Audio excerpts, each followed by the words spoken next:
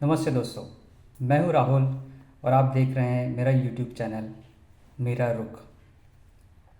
इस वीडियो में हम बात करेंगे साल 2023 की उन प्रमुख घटनाओं पर जिन पर सबका ध्यान गया। हम शुरुआत करते हैं जनवरी महीने से। चाइना ने अपनी ज़ीरो कोविड पॉलिसी जनवरी महीने में एंड करी, जिससे चाइना के लोग बाहर ट्रैवल कर सकें और बाहर के लोग चाइना में ट्रैवल कर सकें। माइक्रोसॉफ्ट ने $10 बिलियन ओपन एआई नाम की एक कंपनी में इन्वेस्ट किए, जिससे उनकी पार्टनरशिप और आगे बढ़ सके और आर्टिफिशियल इंटेलिजेंस के ऊपर उनका काम और ज़्यादा हो सके। फरवरी महीने में चाइना का एक स्पाई बलून, एक जासूसी गुब्बारा यूएस के एयर स्पेस में देखा गया, जिसे यूएस ने एक मिसाइल के ज़रिए मार गिराया। उसके बाद चाइना और यूएस के रिश्तों में थोड़ी तल्खी देखी गई। 6 फरवरी को टर्की और सीरिया में एक भीषण भूकंप आया। उस भूकंप की वजह से 67,000 लोगों को अपनी जान गंवानी पड़ी। मार्च महीने में फिनलैंड नाटो का 31वां सदस्य बना।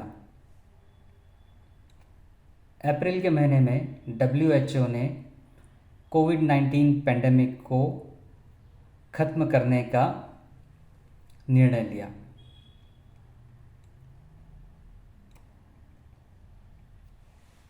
मई महीने में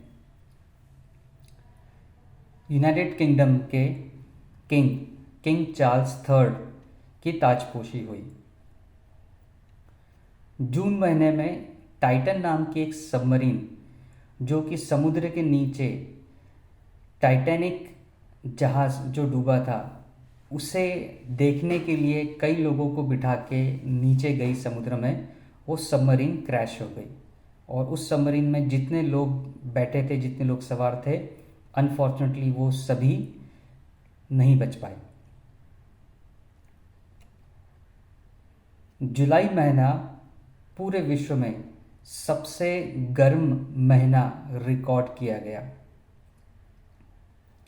अगस्त महीने में ब्रिक्स की एक इम्पॉर्टेंट समिट हुई और उस समिट में ये निर्णय लिया गया कि ब्रिक्स का एक्सपांशन होगा और इस एक्सपांशन में Argentina, Ethiopia, Egypt, Iran, UAE और सऊदी अरेबिया को इसका सदस्य बनाया गया।